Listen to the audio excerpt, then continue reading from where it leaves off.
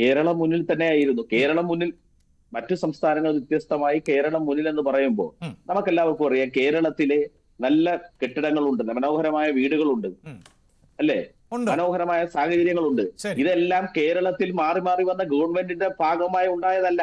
ഇതെല്ലാം വിദേശത്ത് നമ്മുടെ ചെറുപ്പക്കാർ പഠനം നടത്തി വിദേശത്ത് പോയി ജോലി ചെയ്തുണ്ടാക്കിയ കാശുകൊണ്ട് നമ്മുടെ നാട്ടിൽ വന്ന് കെട്ടിയ കെട്ടിടങ്ങളാ. ഇതൊന്നും മാറി മാറി വന്ന ഗവൺമെന്റിന്റെ മെച്ചപ്പെട്ട അല്ല, അത് താങ്കൾ വ്യക്തിപരമായി പറയുന്നു, വ്യക്തിപരമായ ആളുകളുടെ സാമ്പത്തിക ശേഷി. അതോടൊപ്പം ഈ വ്യക്തികളൊക്കെ ചേരുന്ന സ്വാഭാവികമായി സംവിധാനത്തെയാണ് സർക്കാർ എന്ന് പറയുന്നത്. പക്ഷെ സർക്കാർ അതിനകത്ത് പ്രവർത്തിച്ചു എന്നതുകൊണ്ട് കൂടിയാണ് ഇവിടെ ഇതാ ഈ നെൽകർഷകരുടെ പ്രതിസന്ധി പോലും പറയുമ്പോൾ അവിടെയും കേന്ദ്ര സർക്കാർ നൽകേണ്ട ഫണ്ട് നൽകുന്നില്ല എന്ന ആക്ഷേപമാണ് ഉന്നയിക്കുന്നത്. അങ്ങനെയുള്ള ഫണ്ടുകൾ നൽകാത്തപ്പോൾ മറ്റു വഴികൾ തേടുകയാണ് സംസ്ഥാന സർക്കാർ, കിഫ്ബി പോലെയുള്ള പദ്ധതികൾ എന്നതാണ് സർക്കാരിന്റെ വാദങ്ങൾ. കേന്ദ്ര ഗവൺമെന്റ് എങ്ങനെ പണം നൽകും? കേന്ദ്ര ഗവൺമെന്റ് പണം കൊടുത്തിട്ടുണ്ടല്ലോ ഇതിനു മുമ്പെല്ലാം. എന്നാൽ കൃത്യമായ കണക്ക് സംസ്ഥാന ഗവൺമെന്റ് തിരികെ കൊടുത്തിട്ടുണ്ടോ? ഒരു കണക്കും കൊടുക്കില്ല. കണക്ക് കൊടുക്കാത്തത് കാരണമാണ് വീണ്ടും പണം ലഭിക്കാത്തത്. അത് അവർ മറച്ചു വെക്കുകയാണ്.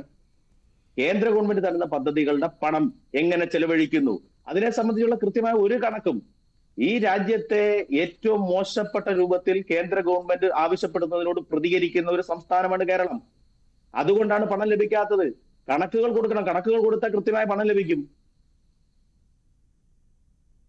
അതാണ് അഭിലാഷ്, പണം ലഭിക്കാത്തത്. അതുകൊണ്ടാണ് ഏത് പദ്ധതി കേന്ദ്രത്തിന്റെ ഈ കേരളത്തിൽ കഴിഞ്ഞ 10 വർഷക്കാലങ്ങൾ നടപ്പിലാക്കിയ പദ്ധതികളെല്ലാം തന്നെ കേന്ദ്ര ഗവൺമെന്റ് നടപ്പിലാക്കിയ പദ്ധതികളാണ്. അത് പേരുമാറ്റി ഈ സംസ്ഥാനത്ത് നടപ്പിലാക്കി എന്നുള്ളതല്ലേ പ്രത്യേകത. ഏത് പദ്ധതിയെ പേരുമാറ്റി നടപ്പിലാക്കാത്തത്?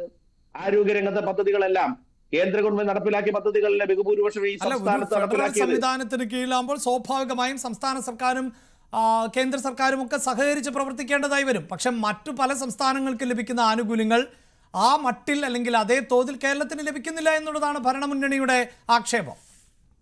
തരുന്ന പണത്തിന് കണക്ക് കൃത്യമായി കൊടുത്താൽ അത് കൃത്യമായി ലഭിക്കും, കൊടുത്തില്ലെങ്കിൽ ലഭിക്കില്ല. ശരി, അന്നേരം ഞാൻ പറഞ്ഞു, അഭിലാഷ് ചോദിച്ച ചോദ്യത്തോട് പൂർത്തീകരിക്കണമല്ലോ. പറയൂ. ഈ പ്രഖ്യാപനങ്ങളെല്ലാം ഇലക്ഷൻ സ്റ്റണ്ട് മാത്രമാണ്. കേരള സർക്കാരിന്റെ ഇലക്ഷൻ സ്റ്റണ്ട് മാത്രമാണ്.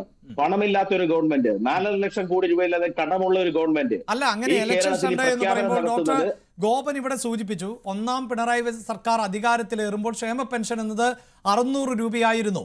അത് പിന്നീട് 1600 രൂപയാക്കി. ഇപ്പോൾ അങ്ങനെ വലിയ കുടിശ്ശികയൊന്നും ഇതിൽ ഇല്ല എന്ന് താങ്കൾക്കും അറിയാമല്ലോ. ചില ഘട്ടങ്ങളിലൊക്കെ കുടിശ്ശിക വന്നിട്ടുണ്ട്, പക്ഷേ അത് ഒരുമിച്ചോ ഗഡുക്കളായോ ഒക്കെ നൽകി തീർത്തുകൊണ്ടിരിക്കുന്നുണ്ട്. അപ്പോൾ ഇതിനിപ്പോൾ ഇലക്ഷൻ സ്റ്റണ്ട് ആകട്ടെ എങ്കിൽ പോലും അത് അടുത്ത 6 മാസത്തേക്കെങ്കിലും നൽകേണ്ടതുണ്ടല്ലോ എന്ന് ഡോക്ടർ ഗോപൻ ചോദിച്ചതെന്ന് താങ്കൾ കേട്ട് കാണും. ഇതെല്ലാം കടം മേടിച്ചു കൊടുക്കുന്നു, അവസാനം കിട്ടാതാകുമ്പോൾ പറയുന്നു കേന്ദ്ര ഗവൺമെന്റ് പണം കൊടുക്കുന്നില്ല എന്ന് പറയുന്നു. അതാണ് ഈ കേരളത്തിൽ നടക്കുന്നത്. അതുകൊണ്ട് ഇതെന്ന് പറയുന്നത് അഭിലാഷ് ഈ പ്രത്യേകം പറയുകയാണ്, 9 വർഷക്കാലം ഈ നാട് ഭരിച്ച LDFന്റെ ഗവൺമെന്റ് തങ്ങൾ നടത്തിയ അഴിമതികളിൽ നിന്ന് ശ്രദ്ധ തിരിക്കുവാൻ വേണ്ടി, ഇപ്പൊ നമുക്കറിയാം ഏറ്റവും അവസാനം ശബരിമല പ്രക്ഷോഭവുമായി ബന്ധപ്പെട്ട് ഈ നാട്ടിലുണ്ടായ പ്രക്ഷോഭങ്ങളെല്ലാം തന്നെ അറിയാം. ജനങ്ങളെല്ലാം വിരുദ്ധമാകുമെന്ന് കണ്ടപ്പോ പെട്ടെന്ന് മന്ത്രിസഭ കൂടി ആ അഴിമതിയിൽ നിന്നെല്ലാം ശ്രദ്ധ തിരിക്കുവാൻ വേണ്ടിയുള്ള പ്രഖ്യാപനങ്ങൾ മാത്രമാണ് ഈ പ്രഖ്യാപനങ്ങൾ എന്നാണ് എനിക്ക് പറയാനുള്ളത്. ശരി, അതാണ് ഗോപൻ. ഇവിടെ ഇതാ ഈ ഒരു ബജറ്റ് മോഡൽ ആയിരുന്നു, ഒരു മിനി ബജറ്റ് പോലെ ആയിരുന്നു ഈ പ്രഖ്യാപനങ്ങളെന്ന് പൊതുവെ പറയുന്നുണ്ട്. സാധാരണ നിലയിൽ നിന്നൊരല്പം വ്യത്യസ്തമായിരുന്നു ഈ പ്രഖ്യാപനങ്ങൾ എന്നത് വ്യക്തമാണല്ലോ. അതായത് പൊടുന്നനെയുള്ള പ്രഖ്യാപനങ്ങൾ, അതും ക്ഷേമ പദ്ധതികളെല്ലാം ഒരുമിച്ച് വർദ്ധിപ്പിക്കുന്ന ഒരു സാഹചര്യം ഉണ്ടാകുന്നു. എന്തുകൊണ്ട് ഈ കഴിഞ്ഞ കാലഘട്ടങ്ങളിൽ ആനുപാതികമായൊരു വർധനവ് നടത്തിയിരുന്നുവെങ്കിൽ ഇതിൻ്റെ ആനുകൂല്യം നേരത്തെ തന്നെ കിട്ടുമായിരുന്നല്ലോ എന്ന സംശയം ഉയരുന്നു. എന്താണ് അതിന് മറുപടി?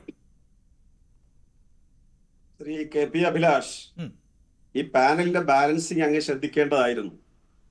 UDFന് വേണ്ടി 2 പേരാണ് ഈ ചർച്ചയിൽ പങ്കെടുക്കുന്നത്, BJPക്ക് വേണ്ടി ഒരാൾ പങ്കെടുക്കുന്നു. ആകെ ഈ പാനലിൽ 4 പേരാണ്.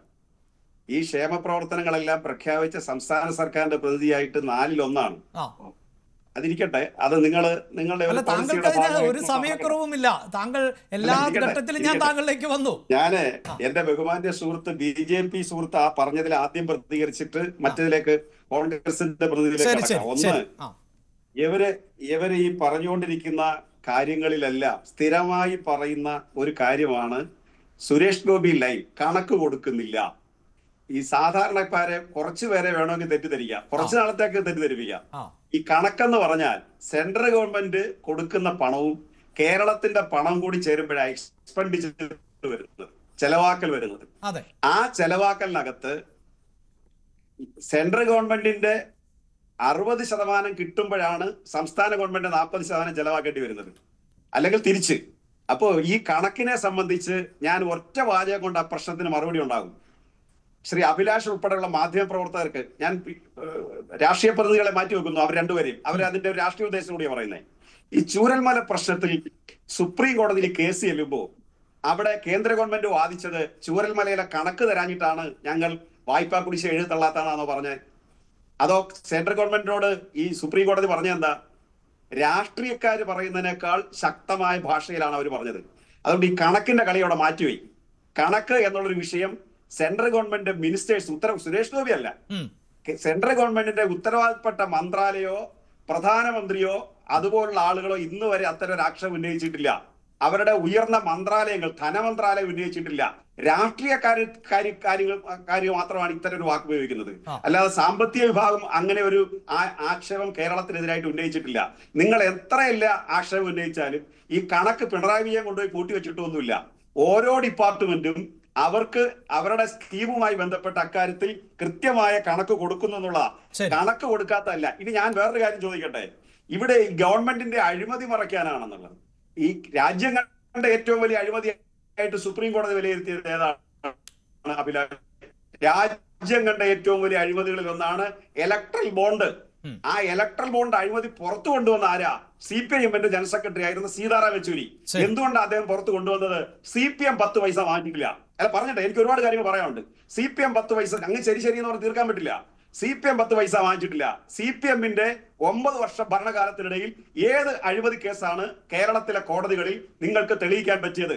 അതുപോലെ നിങ്ങൾ 25 വർഷമായിട്ട് ഉന്നയിക്കുന്ന എല്ലാ കേസുകളും ഇന്ന് അന്തരീക്ഷത്തിൽ പറന്ന് അത് ഇല്ലാതായി മാറിയുണ്ടായി. എക്സാലോജിക്ക് ആയിക്കൊള്ളട്ടെ, പിന്നെ ലാവലിനായിക്കൊള്ളട്ടെ, കമല ഇന്റർനാഷണൽ ആയിക്കോട്ടെ, ഈന്തപ്പഴത്തിലെ സ്വർണ്ണം ആയിക്കൊള്ളട്ടെ, ഖുറാനിലെ സ്വർണ്ണം ആയിക്കൊള്ളട്ടെ, തുടങ്ങിയിട്ടുള്ള ഗവൺമെന്റിനെതിരായിട്ട് പറഞ്ഞ എല്ലാ കാര്യങ്ങളും വെള്ളത്തിൽ വരച്ചതുപോലെയായി.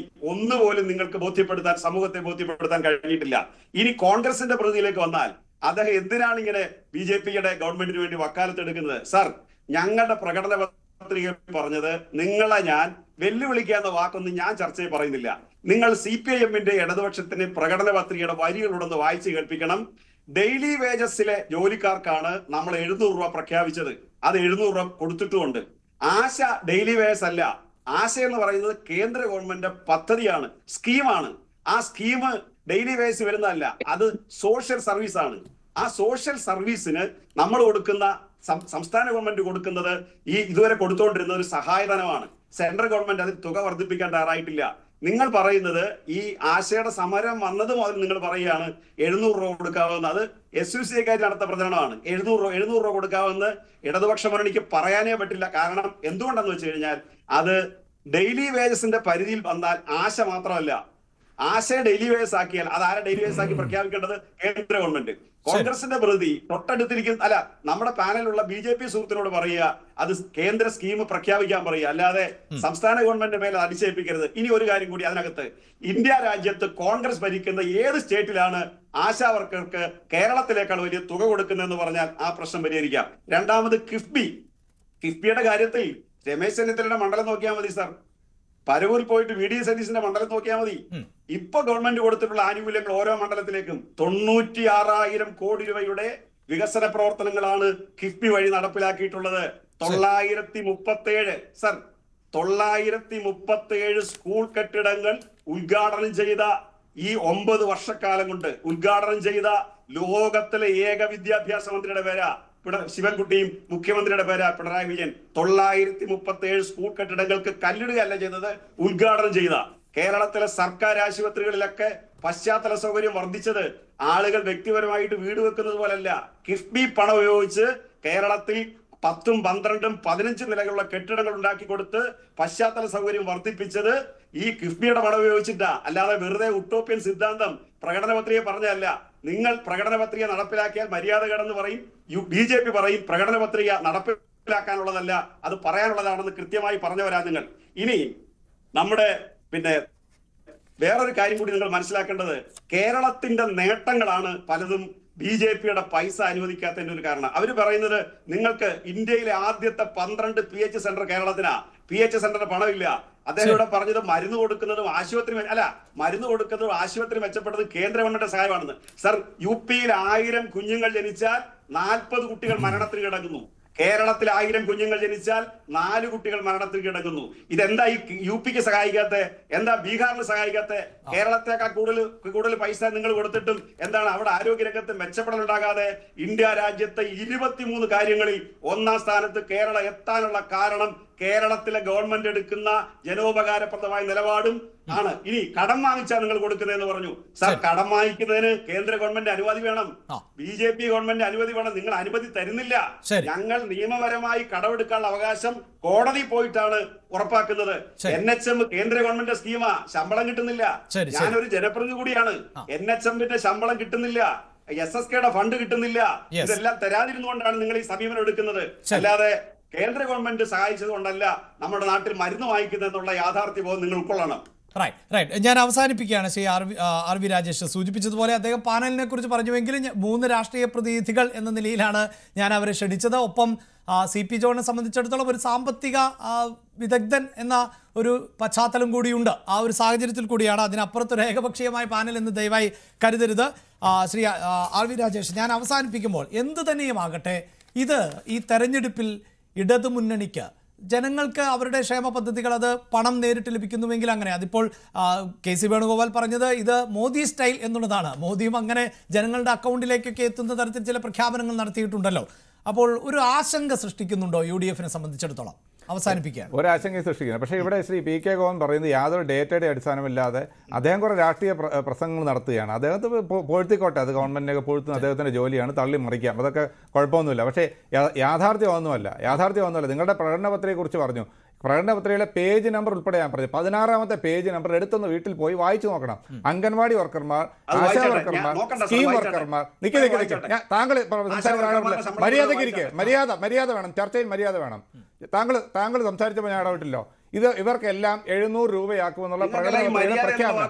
2500 രൂപ എല്ലാ ക്ഷേമ പെൻഷനും മാറ്റും എന്ന് പറഞ്ഞു. പിന്നെ ഇവിടെ പറഞ്ഞ പോലെ 600 രൂപ അല്ല ശ്രീ ഉമ്മൻചാണ്ടി ഭരിച്ചിരുന്നപ്പോൾ ക്ഷേമ പെൻഷൻ 300 രൂപയായിരുന്നു ശ്രീ VS അച്യുതാനന്ദന്റെ കാലഘട്ടത്തിൽ ക്ഷേമ പെൻഷൻ. അത് ആദ്യം 600 രൂപയാക്കി, പിന്നീട് 1000 രൂപയാക്കി, മുതിർന്ന പൗരന്മാർക്ക് 1500 രൂപയാക്കിയിട്ടാണ് ആ ഗവൺമെൻറ് ഇറങ്ങിപ്പോയത്. അതവിടെ നിൽക്കട്ടെ.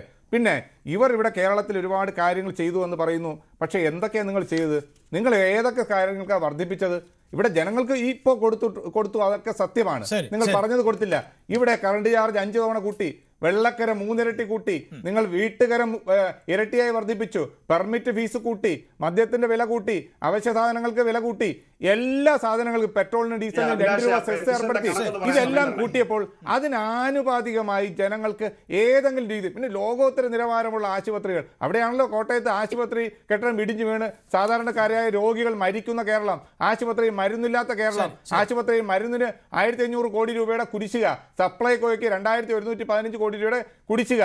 ഇപ്പോൾ കാരുണ്യ പദ്ധതിയുണ്ടോ? ആശ്വാസകിരണം പദ്ധതിയുണ്ടോ? അമ്മയും കുഞ്ഞും പദ്ധതിയുണ്ടോ? മെഡിക്കൽ കോളേജിൽ സൗജന്യ ചികിത്സയുണ്ടോ? ഇതെല്ലാം നിഷേധിച്ചവരല്ലേ നിങ്ങൾ? ആശുപത്രിയിൽ പോയാൽ ചികിത്സയ്ക്ക് രോഗികൾ ഉപകരണങ്ങൾ വാങ്ങിക്കൊടുക്കേണ്ടി പോകുന്ന കേരളം, അത്ര ഗതികേടിലേക്ക് കേരളം പോകുമ്പോഴാണ് നിങ്ങൾ പറയുന്നത് കേരളത്തെ അന്താരാഷ്ട്ര നിലവാരമാക്കി ലോകോത്തര നിലവാരം. അതൊക്കെ നിങ്ങൾ പറയാം. ഈ നെൽകർഷകർക്ക് PRS വായ്പയാണ് കൊടുക്കുന്നത്. അവരെ കടക്കടിയിലാക്കുന്ന, കർഷകരെ കടക്കടിയിലാക്കുന്ന അവരുടെ പേരുള്ള PRS വായ്പയായിട്ടാണ് ഗവൺമെന്റ് കൊടുക്കുന്നത്. അല്ലാതെ നിങ്ങൾ പറയുന്ന പോലെ ഗവൺമെന്റ് ഗ്യാരണ്ടിയാ കൊടുക്കുന്നത്. അത് ഗവൺമെന്റ് ഇപ്പോ അവർക്ക് സമയത്തിന് കർഷകർക്ക് പണം കൊടുക്കാത്തതുകൊണ്ട് അവരെല്ലാം കടക്കടിയില്ല. ബാങ്കിന്റെ അവർ ഡെപ്റ്റേഴ്സ് ആണ്, അവർ കടക്കാരാണ്, അവർക്ക് ലോൺ കിട്ടില്ല, അവർക്ക് ഒരു ആനുകൂല്യം ബാങ്കിൽ കിട്ടില്ല. ആ രീതിയിലേക്ക് കർഷകരെ എത്തിച്ചത് നിങ്ങളാണ്. നിങ്ങളുടെ ചർച്ചയുടെ ആദ്യഘട്ടത്തിൽ ശ്രീ ഗോപൻ ദയവായി ക്ഷമിക്കാം. വളരെ പെട്ടെന്ന് പറഞ്ഞ് അവസാനിപ്പിക്കാം. 1 മിനിറ്റ് എനിക്ക് തന്നാൽ മതി. ഞാൻ പെൻഷന്റെ കണക്ക് വായിക്കാം. 100 രൂപയാണ് ഉമ്മൻചാണ്ടി പെൻഷൻ വർദ്ധിപ്പിച്ചത് 5 കൊല്ലക്കാലത്തിനിടയിൽ.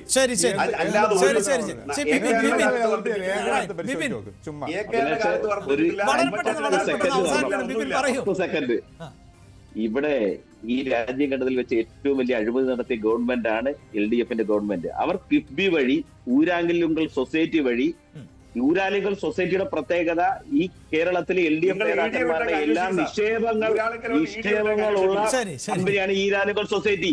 അതുവഴിയാണ് നിങ്ങൾ അഴിമതി നടത്തുന്നത്. ഈ കേരളത്തിലെ എല്ലാ പദ്ധതികളും നിങ്ങൾ നടപ്പിലാക്കുന്നത് ഊരാലുകൾ സൊസൈറ്റി വഴിയാണ്. നിങ്ങൾ പറ, ഊരാലുകൾ സൊസൈറ്റി വഴി നിങ്ങൾ നടത്തുകയാണ് അഴിമതി. എന്തായാലും തെരഞ്ഞെടുപ്പ് അടുത്തിരിക്കെ